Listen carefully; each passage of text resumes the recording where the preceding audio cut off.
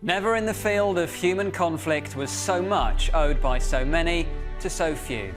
Winston Churchill's famous line instantly cemented the Battle of Britain's status as a pivotal turning point in modern history. Almost 4 long months of perilous combat in the skies above southern England would prevent the Luftwaffe from gaining aerial superiority and deter Hitler from launching his invasion of Britain, codenamed Operation Sea Lion. Tales of dogfights and daring aerial escapades would come to glorify the Spitfire and the Hurricane and make heroes of their pilots.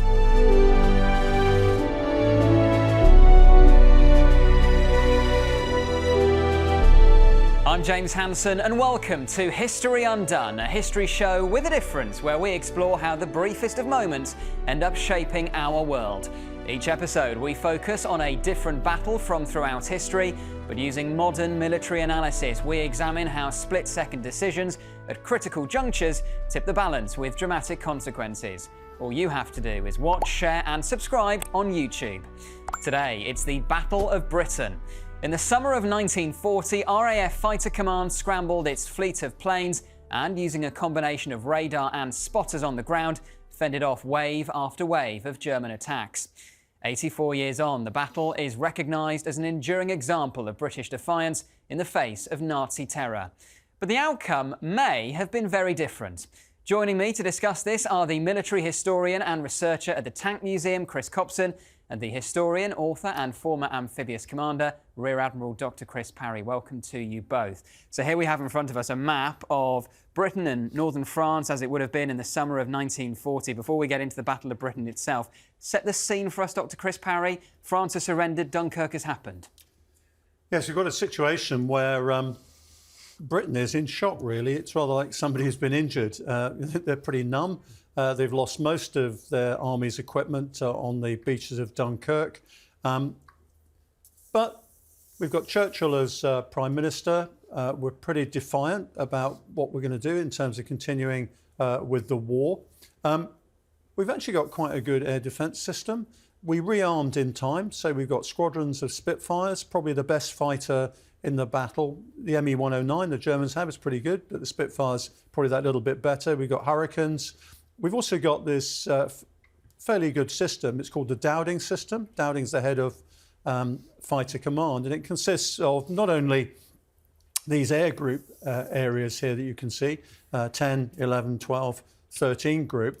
You've also got sectors within those groups that control the airfields that host the fighter aircraft and indeed the bombers that are used. They're supplemented by radar. And this is a significant game changer. And from all the way along the south coast here, significantly from the Isle of Wight right the way through to Essex here, you've got a chain of radar stations that are linked to command centres. And you've also got the Auxiliary Observation Corps. These are people who stand on the top of tall buildings or in open spaces, and they report what they see. And the command and control for that is actually quite good. And we're able to plot what is happening over here. And in fact, this line here is nothing to do with the coverage, but in fact actually indicates the sort of radar coverage that's available to these radar stations, indeed to the RAF command centres as well. So they can see bombers or formations of fighters building up.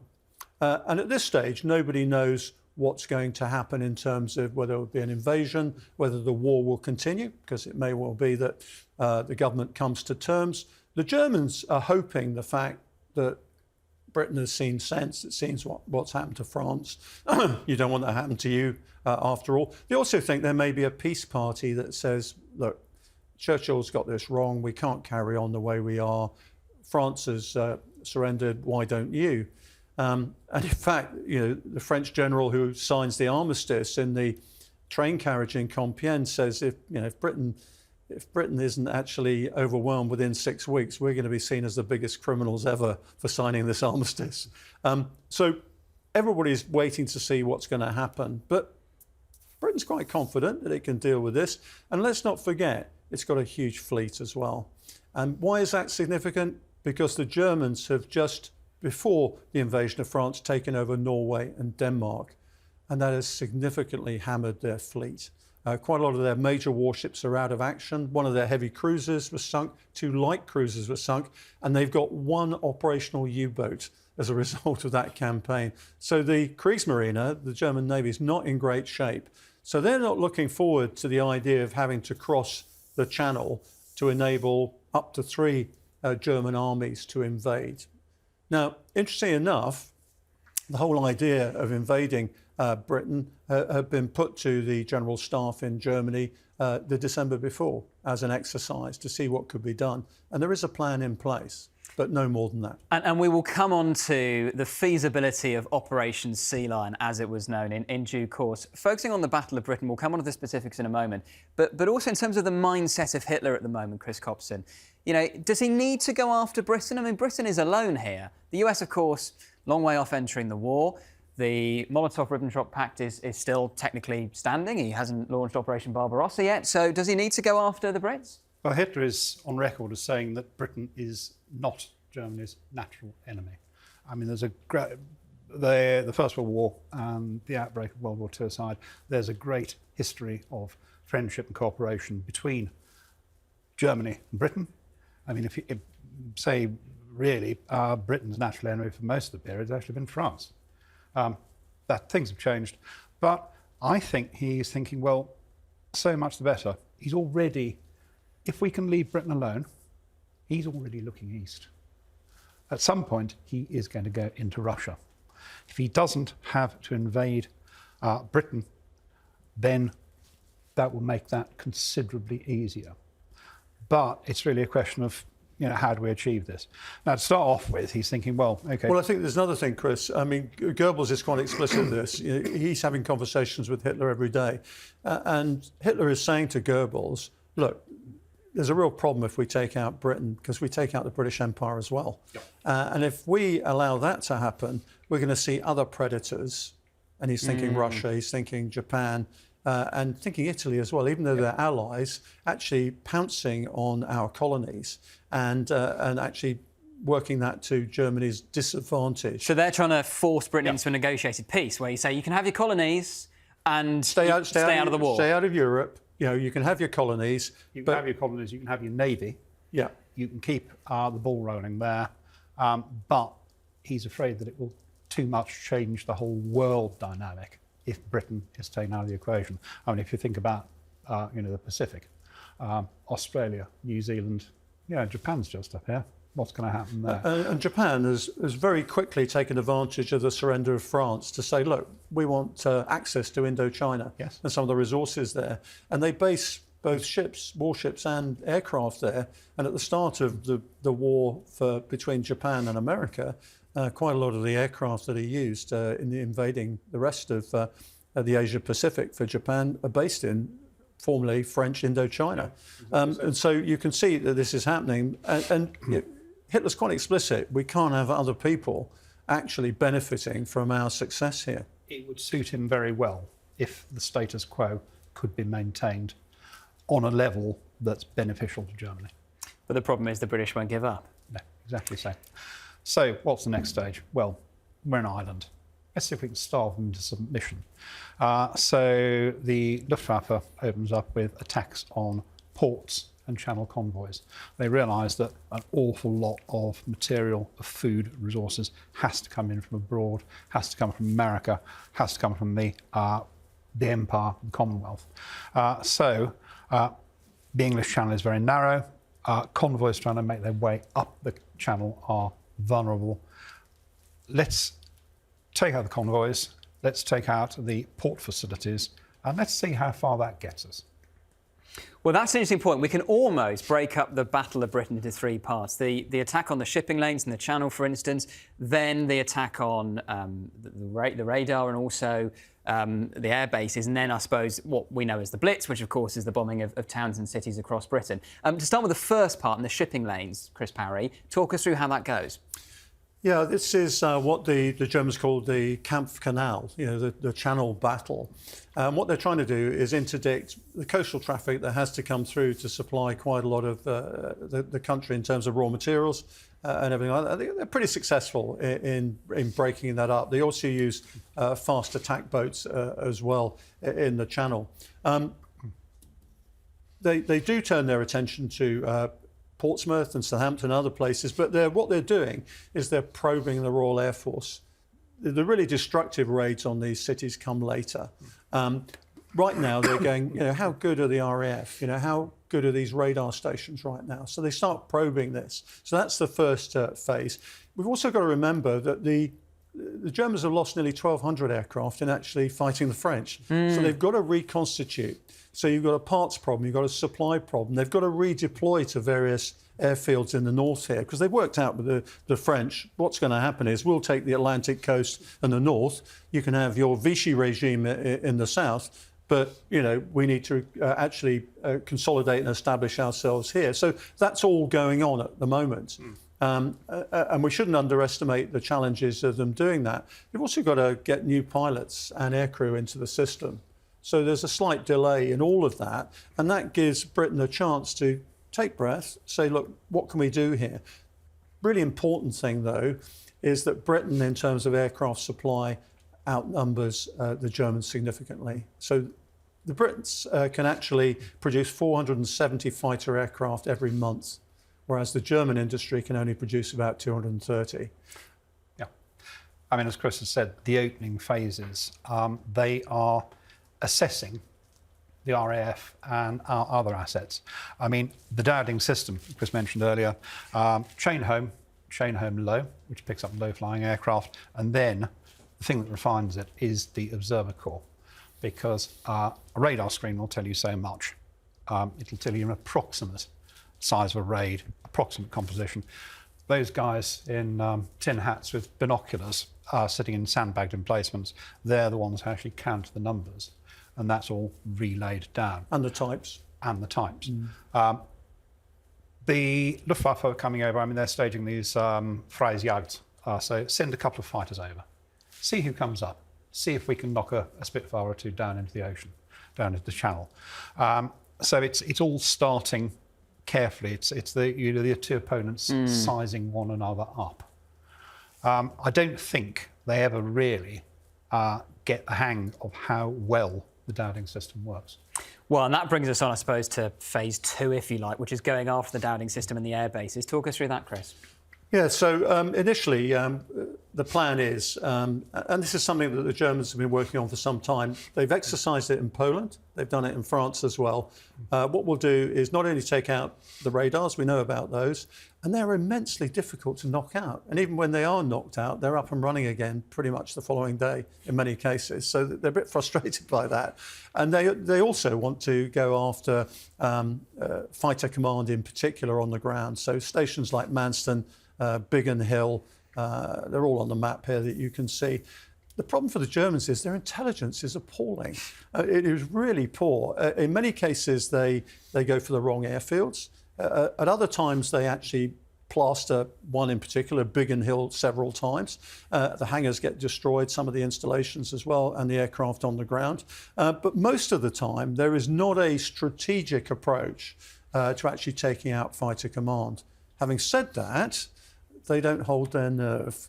At a time when they're being really successful in terms of destroying fighter command and its aircraft and really wearing down the pilots that remain, they're not looking at the effect that they're having. They're looking at the number of losses they're taking, both in terms of aircrew and in terms of aircraft. And it's a classic case where you're not looking at what you're achieving, you're looking at what's happening on the ground, and you don't like it very much. If you're getting into the weeds on that, I mean, to start off with, they're bombers. I mean, they're nothing like the heavy bombers of later in the war. They're not B-17s. They're not Lancasters. I mean, a Heinkel 111 has got a relatively small bomb load. And the Dorniers as well. Dornier as well. And they're discovering that some of their aircraft really aren't as good as they were knocked up to be. Yeah. The ME 110, which is a twin-engine fighter, Zestora. I mean, they're easily outmanoeuvred. They resort to flying around in defensive circles whenever there's a Spitfire in the air. And they actually asked for ME 109s to protect them, which is extraordinary. And then the Ju-87 Stuka, the thing that has terrified particularly civilian populations on the continent. Whenever it comes over here, it gets shot down. I mean, I live in Dorset.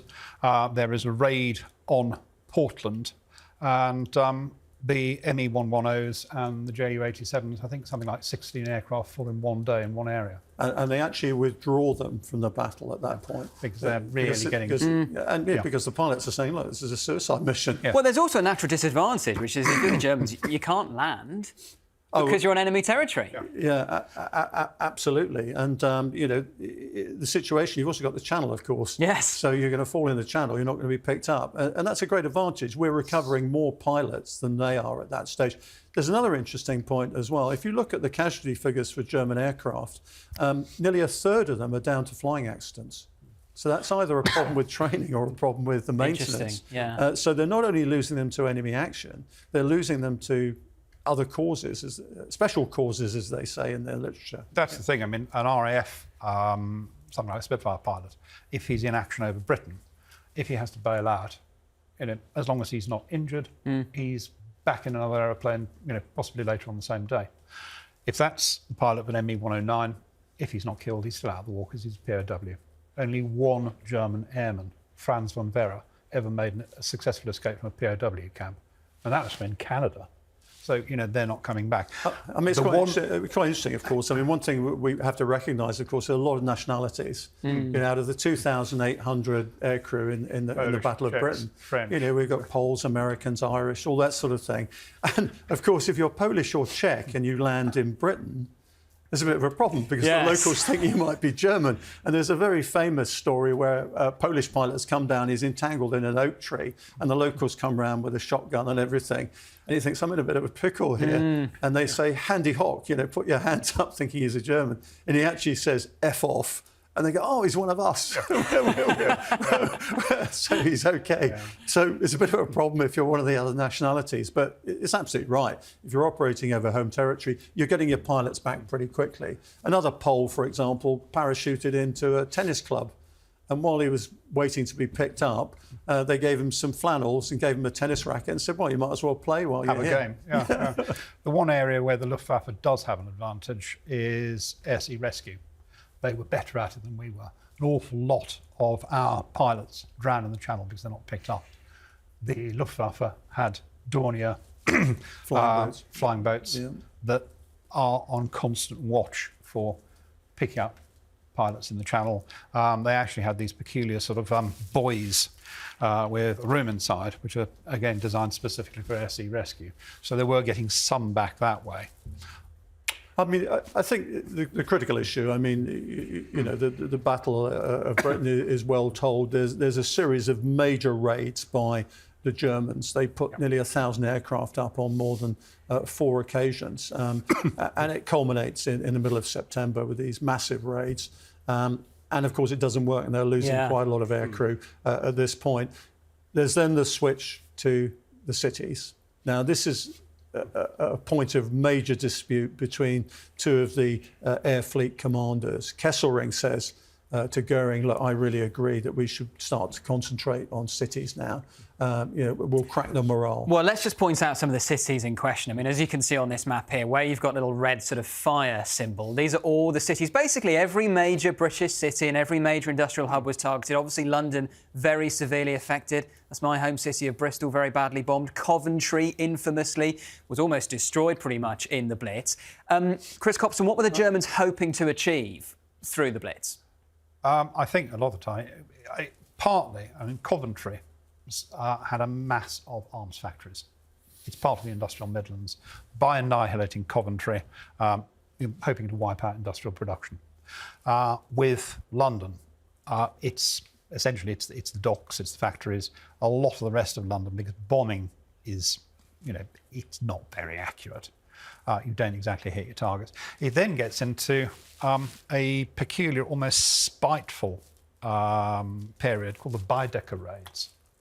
This is a little bit later on, but they're actually targeting cities like Bath that are actually in the Baedeker Guide, and that's purely out of terror and spite. Well, that doesn't make much sense. I mean, there's not much heavy industry in Bath, is there? Well, I think we've got to understand that, of course, it's not one-way traffic here. I mean, we're actually bombing Germany at this point. As soon as there is as soon as there's this first raid on London, we're starting to hit German targets, which include cultural targets as well. Yes. So the Baedeker raids come about because we're destroying historic German cities as well. I mean, again, there's a really famous point in the Battle of Britain later on where Churchill sends a bombing raid to Berlin to coincide with a visit by the Russian Foreign Minister Molotov. And he's talking to the Germans about how they can cooperate, because they're still on the same side, of course. They're not actually in the war at this stage. And in the middle of this discussion with Goebbels and Hitler and Ribbentrop, the air raid sirens go off. And they go down into the bunker underneath the Chancellery building. And Goebbels says, you do know, don't you, the British are finished, absolutely finished. And Molotov says, well, if the British are finished, why are we in this air raid shelter? and that's actually at the culmination of the point at which the RAF is holding the Luftwaffe fleets from northern France and the Netherlands in September, the absolute culmination of the Battle of Britain, where they send over these very large raids, they take huge casualties, and they realise, actually, this is not something we want to do anymore. Well, it's interesting you mention the air raid shelters, because that brings us on to what is happening in Britain. And of course, the Germans are doing the Blitz, intending to damage British morale, but it has the opposite effect. As ordinary Britons are going into their Anderson shelters at the bottom of the garden, they're feeling more resolute, more determined to take the fight to Germany. So it's kind of counterproductive. Yes, it is. There's one other aspect that is always forgotten in the Battle of Britain, and that is after the fall of France, we were very worried about the French fleet being given to the Germans. And in fact, the Germans said, look, we can't take the French fleet away. We can't take their colonies away. They really won't like that at all, and they won't agree to an armistice. But we didn't trust the French. And in fact, what we did between the surrender of France and the Battle of Britain is we destroyed half the French fleet at Meuse-Kabir. And at that point, the world was in no doubt that Britain was going to fight. In fact, Roosevelt said, crikey, the Brits are really serious. The fact they've just destroyed half of their allies' fleet in Meuse-Kabir in North Africa. And that really sets the ball rolling. I mean, the Navy didn't like doing it. There's no question about that. But that tells the world we intend to fight. We intend to stick out here. And so let's explore then, I suppose, Chris Copson, could the Battle of Britain have been won by the Germans? And we'll come on to, in due course, if it was, does that mean Operation Sea Lion goes ahead? But, you know, in terms of the aerial battle, could they have won it? I think the thing that you usually hear is that if they hadn't gone for attacks on cities, if they'd carried on the airfields and the aircraft factories, the RAF would have been on its knees. I mean, that's the traditional story. I don't entirely go along with that. I don't think the RAF was that badly off. As Chris has said, a lot of the attacks on airfields are really quite inefficient. It's incredibly difficult to knock out the radar installation because they're basically a series of pylons and a reinforced bunker. So I don't really think it was really winnable. I mean, the fact that they then changed tactics, the fact that they're then concentrating on bombing the cities, they want the fighters to escort the bombers rather than take on RAF, Fighter Command, that certainly doesn't help. It makes it far more difficult for them. But I don't see the RAF ground down to the extent that it might have been, because one of the preconditions for a potential invasion was the RAF needed to be out of the way. I mean, it's quite interesting because if you look at an event later in the war, Operation Kerberos, which essentially is the escape of 2 German battle cruisers up the Channel. The Germans managed to amass quite a lot of air power over the Channel here, such that these 2 battle cruisers actually get through, along with a heavy cruiser as well. And so there's an interesting situation where the Germans actually have created air supremacy for a limited period. Does that mean you think they might have been able to win? The issue was they were able to hold off quite considerable amounts of fighting power, which we actually had at the time. So there's an interesting case study there in trying to apply that backwards. I think the crucial thing there is it's a limited period. Correct. It's maximum Exactly effort that. for a limited period. And they are able to get that air power together. They are able to achieve dominance. But it is purely while the battle Correct. cruisers are slipping through. It's not Just for across the 24 whole hours, stuff. basically, not even that. But it's an interesting, if you look back and say, well, actually, what could have been achieved there? I mean, I agree with Chris. The fact of life is we had a better handle on what was going on. The head of the Luftwaffe intelligence organisation, a chap called Joseph Schmidt, was constantly giving inflated figures of damage and also casualty figures for the RAF. At the end of the Battle of Britain, they thought that the RAF was down to 100 fighters. Well, they had nearly 800 at that point. So I agree. I think the basic problem is that I think people haven't looked at the balance of forces. They haven't looked at the losses the Germans were taking at that point. There is another issue associated with the fact that the Germans didn't target the fighter bases that well. You know, if you're actually conducting a counter-air campaign like that, you've got to actually target the things that are most dangerous to you. The two most dangerous aircraft in the Battle of Britain are the ME-109 and the Spitfire. There's no question about that. And so, personally, I would have gone after the Spitfire squadrons. Well, I suppose there are two big what-ifs when it comes to the Battle of Britain. The first is, what if it succeeded at forcing Britain into some kind of negotiated peace settlement? What does that do for the rest of the war? And then, crucially, what happens if they decide to launch Operation Sea Lion, which, of course, was the code name for the invasion of Britain? Let's focus on that now.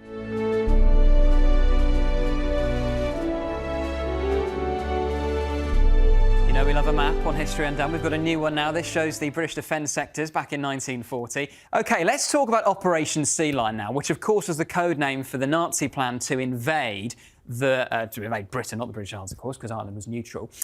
Chris Copson, first of all, did it even need to happen? I mean, let's say in this scenario the Germans have won the Battle of Britain. Do you need to invade? It depends on pretty well entirely what the British attitude was.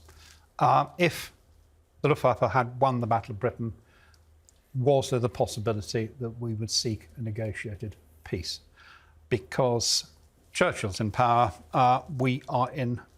I mean, we're standing up for ourselves, but there's still the likes of Halifax in the background. He had been in favour of coming to an agreement with Germany. If that was the case, then obviously an invasion doesn't need to take place. If, on the other hand, we are still cocking a snook, saying, you know, you're not going to get across the Channel, and if you do, you'll get a drubbing, then that is probably going to provoke Hitler into launching Operation Sea Lion. But he's in two minds. I mean, certainly the German High Command are in two minds as to whether this is achievable and exactly how the best way is to do it in those circumstances. And they never really come up with a finite plan. The Kriegsmarine, the German Navy, would very much like a narrow front assault across the Straits of Dover, because it's easier to portion off and defend. Because the whole thing about it is German invasion barges and things like that. I mean, Chris will go into a lot more detail about this, but they're very, very vulnerable. Get a couple of Royal Navy destroyers in there, and an awful lot of German soldiers are going to have swimming lessons. So the prerequisite for an invasion is, first off, the Straits of Dover are effectively partitioned off with minefields either side. The RAF is out of the way. The British Home Seas Fleet is effectively reduced to the point where it can't intervene, and that the area of the coast around about Dover is commanded by German heavy artillery firing over from the other side of the Channel.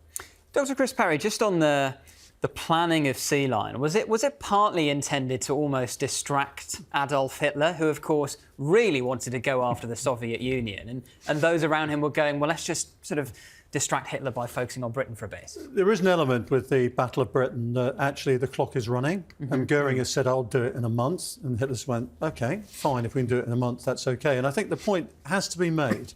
Hitler is thinking about Russia all the time here. I mean, there's two big lessons of history, aren't there, that Hitler ignores in one case. One is don't invade Russia, The other is don't try and cross the channel. So he takes the lessons of history in one case. The fact of life is the Kriegsmarine is in a real mess. We mentioned earlier, after the Norwegian campaign, it's not in a great state. Raeder himself knows about this plan to invade Russia, and they're trying to come up in the Navy with all sorts of other ways in which Hitler can achieve his objectives without having to invade Russia. There's a whole issue about what if we run the Brits out of the Mediterranean? What if we actually go to Russia through the Eastern Mediterranean? Let's kick that into the long grass. It's very interesting that Raeder decides that the person to put in charge of this is Admiral Lutyens. He's their most capable admiral. He's the admiral who later gets killed in the Bismarck, but he actually did very well in the Norwegian campaign. As I said, he's their most talented operational commander.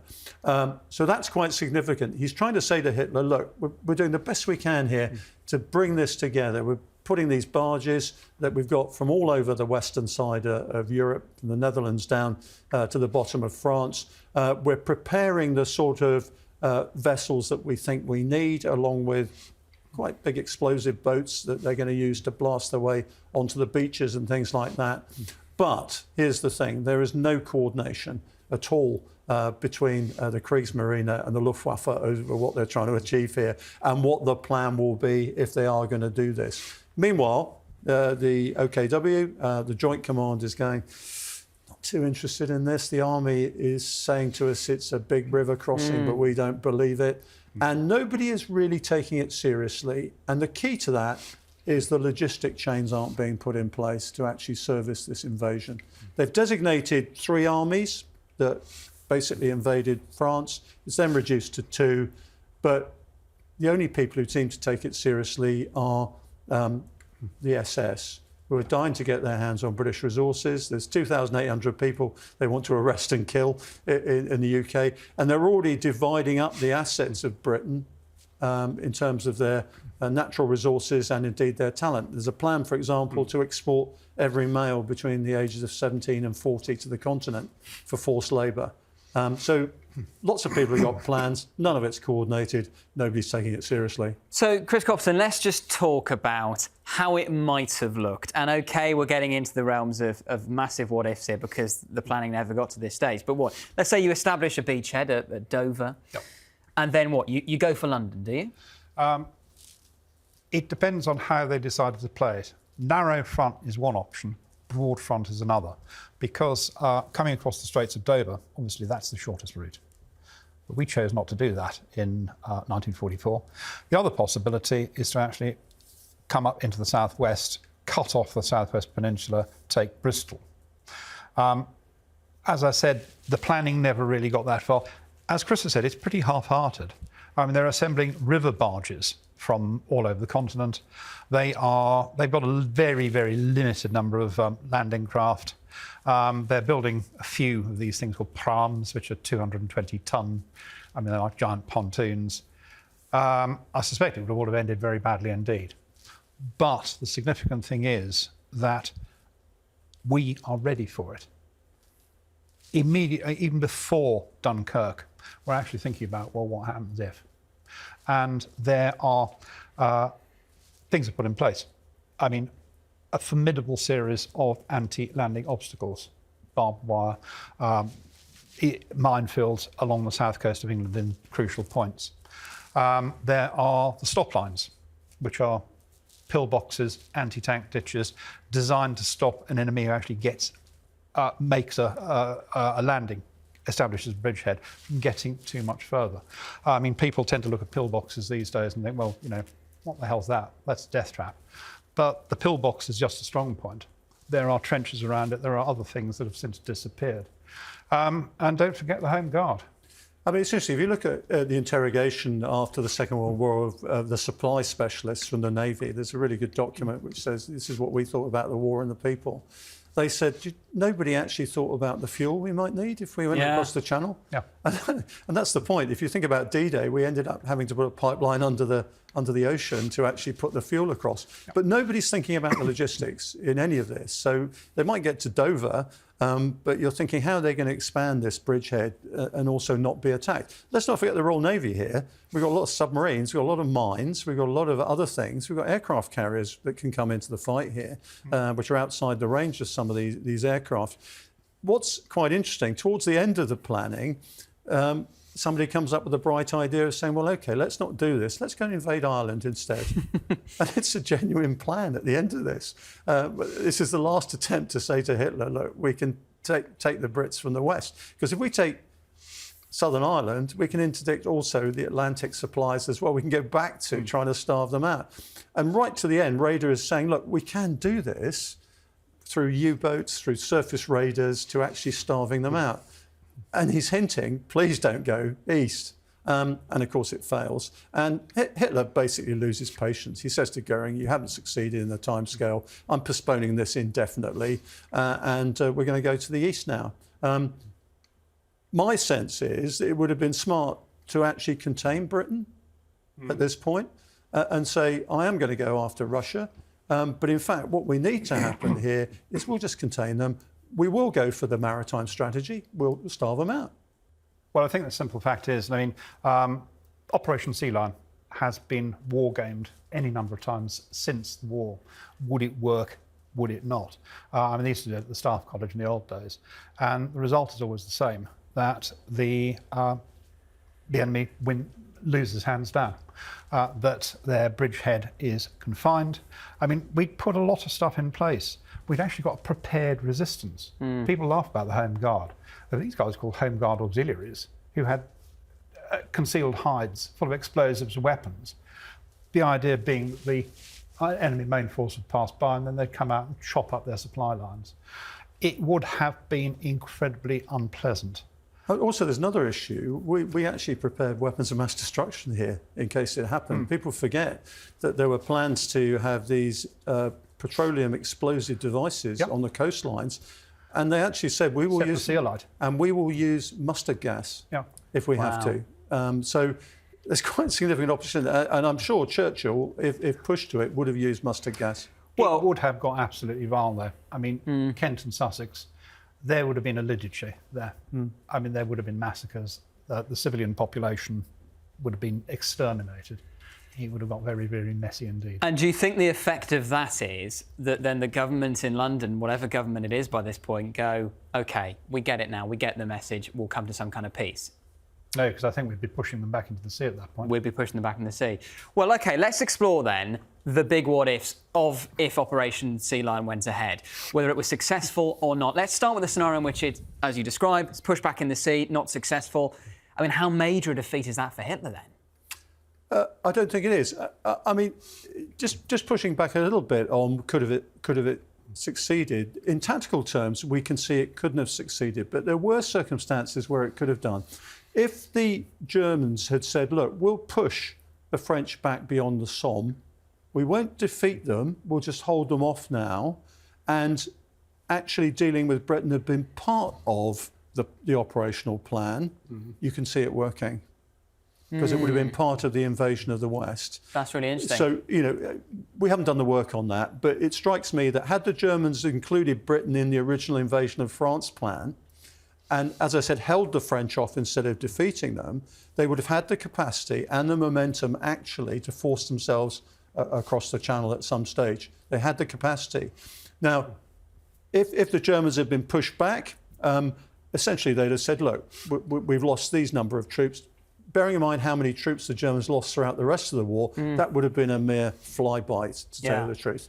I think what Hitler would have done at that stage, as I hinted earlier, is hold Britain off and contain Britain while he deals with Russia. Because once he's dealt with Russia, and he said it many times, if I deal with Russia, Britain's last hope is gone, in which case I can turn around and deal with them. The more important point is, of course, the rest of the shape of the war. I don't think Britain in that situation will have the capacity for the Mediterranean or the North Africa campaign at that point. It's going to be always held at risk. So that's not going to happen. Italy and Germany dominate the Mediterranean. Americans not very interested at this point. And we discussed on History Undone before that the Americans would turn away at that point from Europe. and would concentrate on the Pacific. Well, let's return to some of those themes in a moment. Just on Britain itself, let's say Operation Sea Lion goes ahead, is successful to some extent.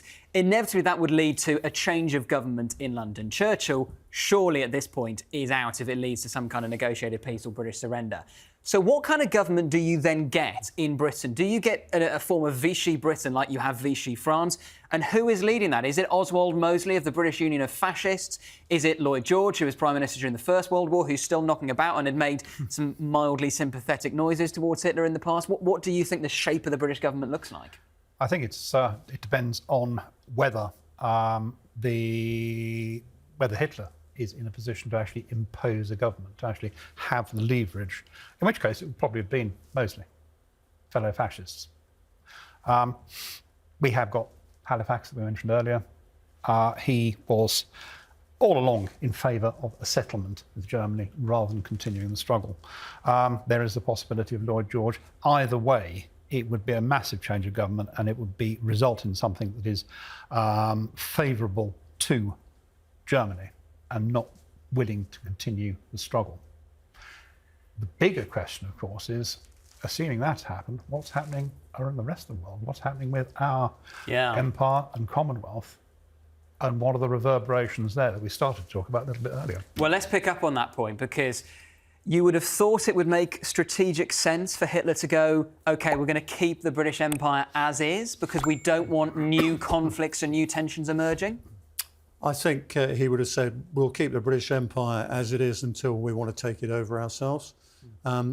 If you look at some of the plans that were circulating amongst the OKW, the High Command, particularly in the Navy, once France had fallen, they were talking about taking over Britain's colonies, how they were going to build a huge fleet of battleships and aircraft carriers to actually service this requirement.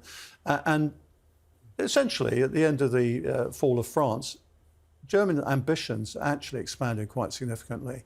And whereas the army and perhaps the Luftwaffe were thinking about what's going on in the east, the Navy in particular was thinking about a great colonial empire for Germany. That could be interesting. You could have a British empire replaced by a German empire. Correct. Is there any scenario in which Operation Sea Lion, the invasion of Britain, would have triggered America entering the war in 1940 on the British side? I mean, symbolically, it would have been a massive moment. Had London fallen, you know, Hitler had a plan to move Nelson's column from Trafalgar Square to Berlin. James, we've got to bear in mind that the ambassador to Britain at the time, which was Joseph Kennedy, John F. Kennedy's dad, was actually saying they're going to lose. Yeah. They're actually saying they're going to lose. So if his forecast was actually came to fruition, I'm sure American opinion would have said, we're not touching that. Roosevelt was fighting very hard to say Britain's going to stay in the fight. His whole political credibility depended on it. And as I said, the destruction of the French fleet at Mez el-Kabir convinced quite a lot of the establishment inside the Washington Beltway that actually, you know, Britain is serious and we can continue investing in their future. I think you're absolutely right. I mean, when it came down to it, the isolationist lobby was still very, very strong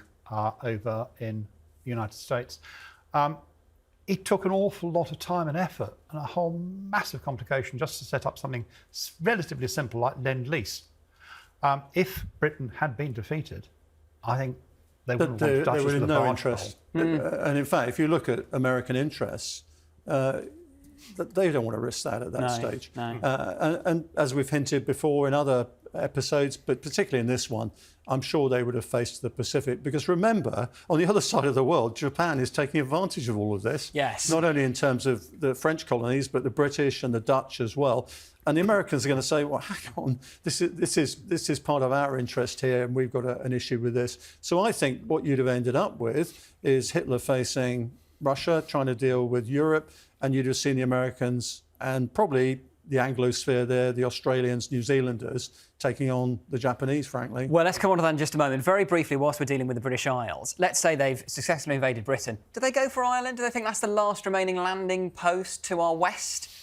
They don't have to, really. I mean, if they've got Britain, they don't need... I mean, we didn't need Southern Ireland for the Battle of the Atlantic. And it's neutral, so... It's neatening things up, isn't it? I mean, they would needed to have taken Northern Ireland and the South I mean, the Well, I Irish think there's Defence another Force. issue there, Chris. Yeah. What would Southern Ireland have done in those circumstances? Yeah. Would have it tried to take over Northern Ireland and said to the Nazis, you know, They'd have struck a deal.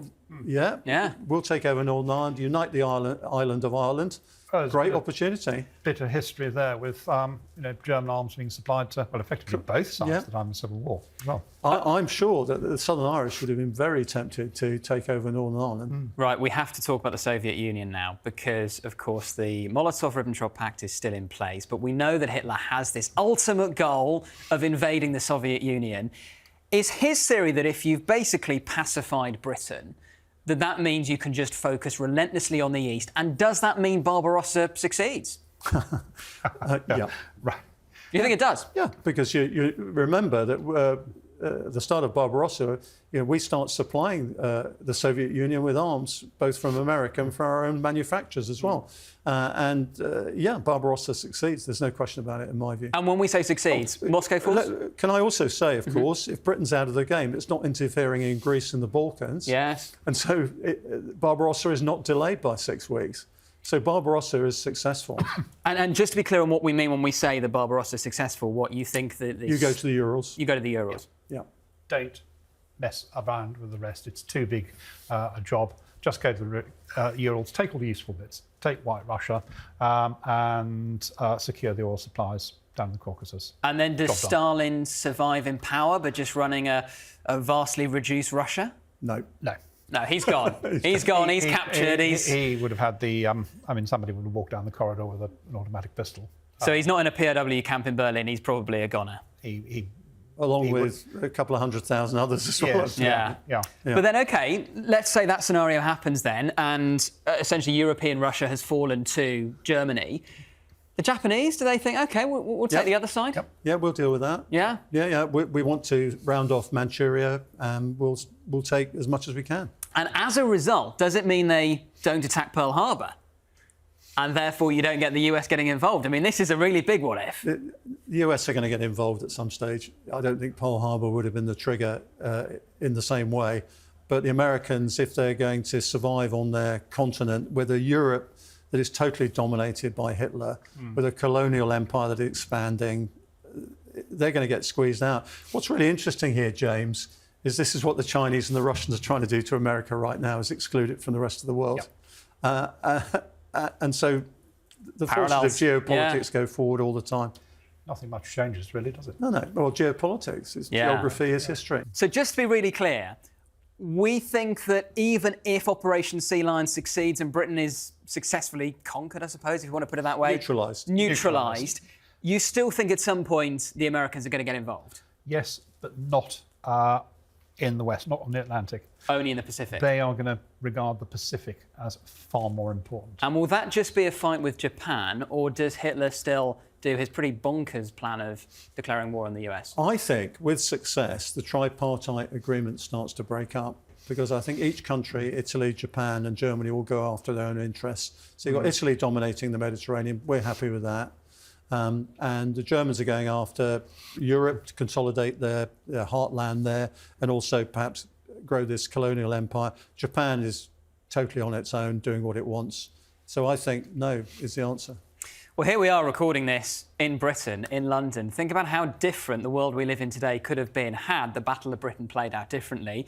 And OK, Operation Sea Lion was always a stretch, but had that happened and had Britain been neutralised, who knows how the Second World War would have played out differently. Probably Germany succeeds invading the Soviet Union, and Operation Barbarossa both comes forward in terms of time frame and is victorious. As a result, the Soviet Union probably crumbles. Stalin is almost certainly killed. Then what happens with Japan? Do they decide they're going to move into Manchuria and go up through Russia to the east? What happens with the US? Do they end up in the Second World War? Does Hitler declare war on the US, or is it purely a fight between the US and the Japanese in the Pacific? Some really big long-term consequences if the Battle of Britain had played out differently. That's all we've got time for today. Thank you so much to my guests, Chris Copson and Rear Admiral Dr. Chris Parry. And thanks to you for watching. Remember to like this video and subscribe, and we'll be back undoing more battles from history very soon. Goodbye.